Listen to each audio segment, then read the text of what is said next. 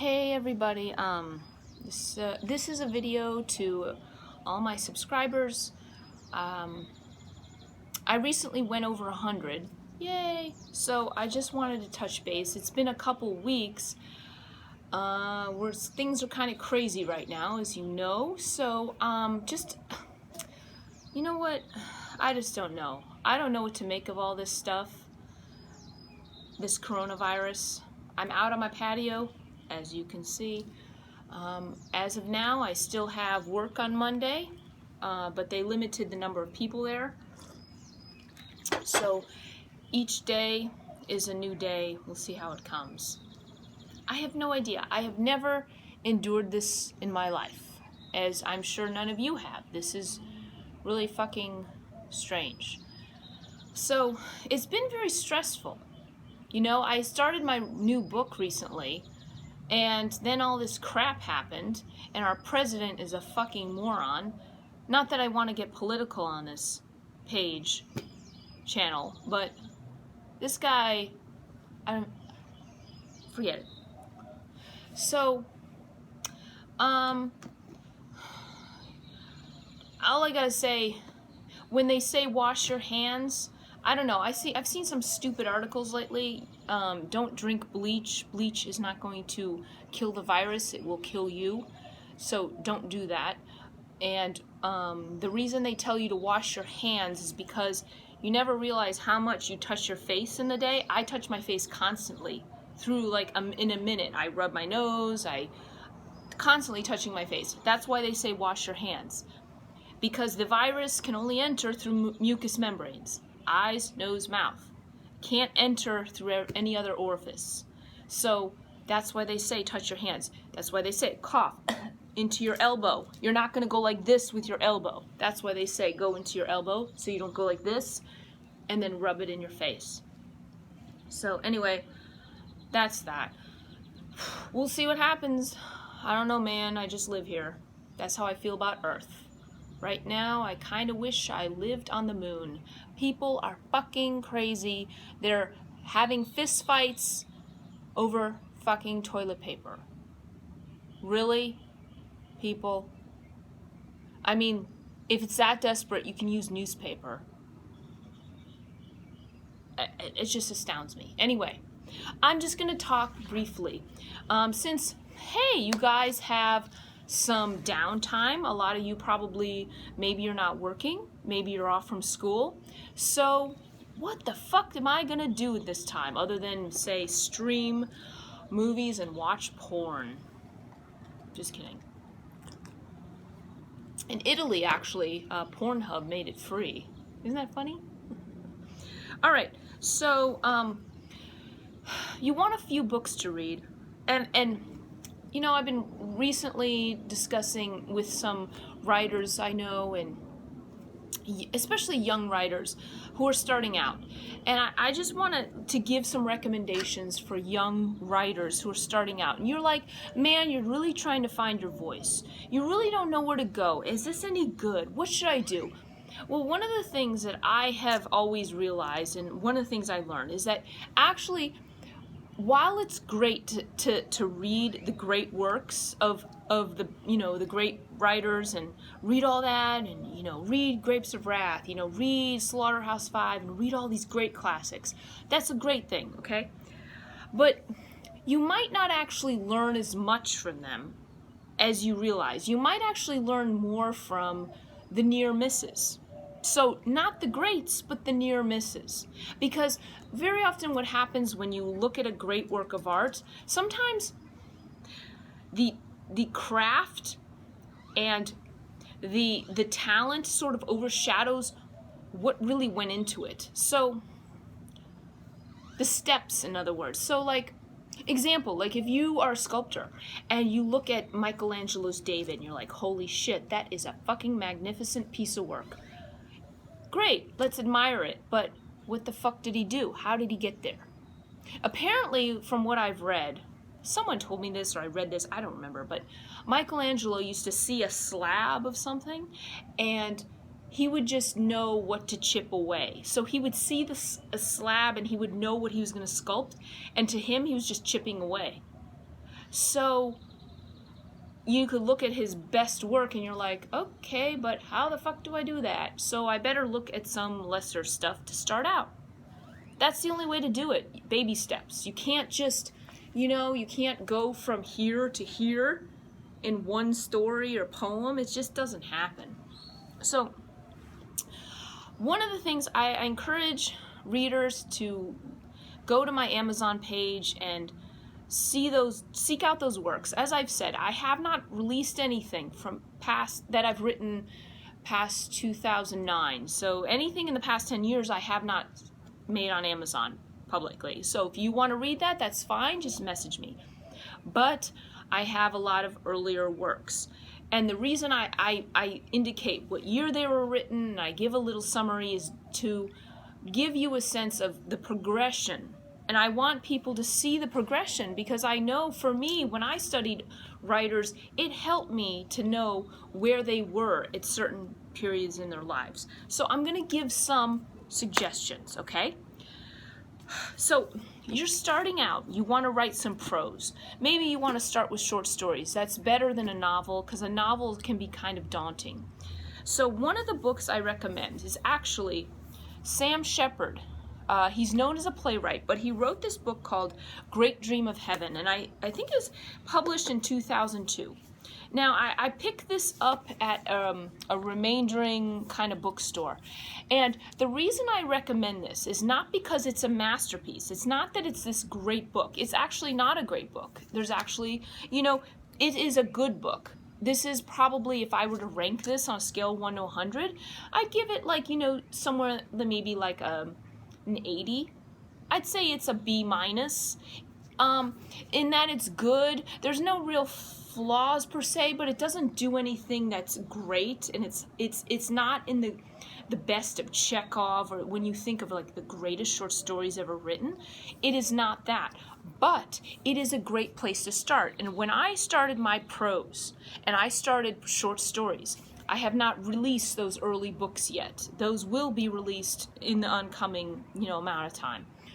But I read this book and I saw all the techniques he used, and I said, holy shit, he doesn't just follow one conventional way, one conventional line of storytelling. He does multiple different techniques.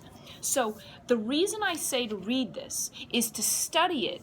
Read the stories. They're good stories. They give you a sense, and try to emulate kind of the structure. The structure is actually, he does multiple different techniques. And like I said, very often, if you view, say, a work like Slaughterhouse-Five by Kurt Vonnegut, which is one of the greatest novels ever written, you can sometimes be blinded by the technique because the art is so great. Here, you're not going to be blinded by that. You're going to see some flaws in this. So you're going to see, oh, this is a little more accessible. This can help you. So that's why I recommend Great Dream of Heaven by Sam Shepard. Not because it's a masterpiece, but because this is a book that actually really helped me shape into some short stories of mine, okay? So that's that. Another series of two books I'm going to recommend. And now these are great books. The reason I recommend these are the Bridge books by Evan S. Connell, Mrs. Bridge and Mr. Bridge. These were made into a movie in 1990, and a Merchant Ivory film. But the books are great. These actually are great books. The reason I recommend them is because they are great portraits of average people. Mrs. Bridge resonates with me more than Mr. Bridge. They both have their merits. Mr. Bridge is probably a little more complex, it's obviously a little longer. But for me personally, Mrs. Bridge is the book that really resonates with me. And it's because this is about a suburban housewife in Kansas City in the 1930s. There's nothing extraordinary about her, but it is one hell of a fucking portrait. And then he follows up with Mr. Bridge, so it's the two characters appear in each other's books. I say read these for different reasons from reading Sam Shepard's book. Sam Shepard's book is not a great book, it's a good book. These are two great books especially they're like monumental beside each other. These are good, like I said, good character-driven studies about average people. Okay, this can give some insight into how to shape character. And then you're like, well, what books of yours, Jessica, should I read if I'm really just starting out and I just want to really write short stories? Okay, well, I told you, look at look how large these are. I'm sorry, they're large, but they're not unreadable. They're actually kind of nice. They're just large. Admissions and Uncertainties. I wrote this in 2005. You can see a variety of different techniques and forms that I try out here. Also, this is another collection I have, the Winky Tales. Winky is a character who appears in Quick with Flies, and then I made him have his own collection of stories in this book. Neither one of these books are considered, I would consider my major works, but these are books that I think give really good kind of tutorials for young people starting out. Eventually, I do want to release my first 2 short story collections and my first novel. I think I was thinking about releasing them in a 3-volume set as earlies, like call them the earlies, and they're 3 manuscripts that can really help maybe young people, because my first novel is not anywhere near what I'm doing now, and it was only after years and years of practice. And I think these young writers get very inhibited. They don't know what to do. They get paralyzed when they sit there and they want to make something great. They want it to be good. I want it to be great. I want it to be, and it's like, chill out, dude. You're like, what, 22, 23 years old? Chill out. Write what you see. Write what's in front of you. I will say, when you're young, the cliche is truth, in the sense of write what you know when you're starting out. Don't write what you know what I mean? That's a cliche, but when you're young, writing what you know is not a bad thing. That's how you get practice. Communicate. What are you trying to say? What do you want to tell your audience? What are you trying to share with the world? Don't be so stuck on trying to show off, especially when you're starting out. You have plenty of time to develop this. This is just the beginning. Write what's in front of you. And as I said, when I read this book, before reading this, I was like, oh, God, I don't know how the hell am I going to write short stories. And I read this, and I was like, oh, wow, this is really accessible. So now I fucking not soared, but you know what I'm saying. I promoted Sam Shepard. But my book. Later in this year, I do plan to release another short story collection of mine. Again, I started a new book. It's a novella I'm writing on a historical figure. If you check my Facebook page, you'll get an idea who that figure is. But then with all this crap going on in the world, I got distracted. And so I need to stay focused with that.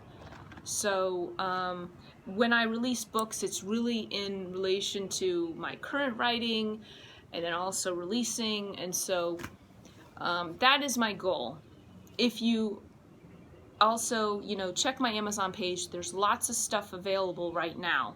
I have 10 books, purchasable manuscripts. Well, 9, but 1 is a collection. And, there's a lot to be learned from there. So this is just some thoughts I had, some advice. So other than that, I hope everyone is quarantining. I don't want to get sick. I really don't want to get sick. But I think people are freaking the fuck out. For a while I was sort of pushing it off, and then I'm like, should I be scared? Everyone else is freaking out. And, please don't send pictures of empty grocery store aisles. It's really just gonna scare the shit out of people. And tomorrow I'm planning actually to go to Whole Foods. to stop to pick up a few things, and I really don't know what to expect. Is everything going to be out? I don't, you know, if everyone could stop hoarding food, there'd be enough for everybody. But people hoard food, and really, are you going to eat all this? So when I went on Thursday, I purchased a few, you know, extra stuff that might last, potatoes and some cheese, and I like nut thin crackers that I can dip in hummus. And so I was going to go 365 Whole Foods tomorrow and pick up some more hummus and some cheese and some produce. Apparently produce is still there, but who knows. But we don't know what's going to happen. If we go on lockdown, you know, you go out to the grocery store, is there going to be any milk available? That's why people are freaking the fuck out. Stop freaking out. You're not going to die. So just wash your hands and stay away from people. Don't get close to people. And don't freak out. You're not going to die. You know, even if you get it, yes, it won't be pleasant, but you're not going to die. You'll pull through. You know, I'm not saying... I work in a healthcare field, so the reason this panic has arisen is because this is a new virus. That's why it's called novel. They don't know much about it.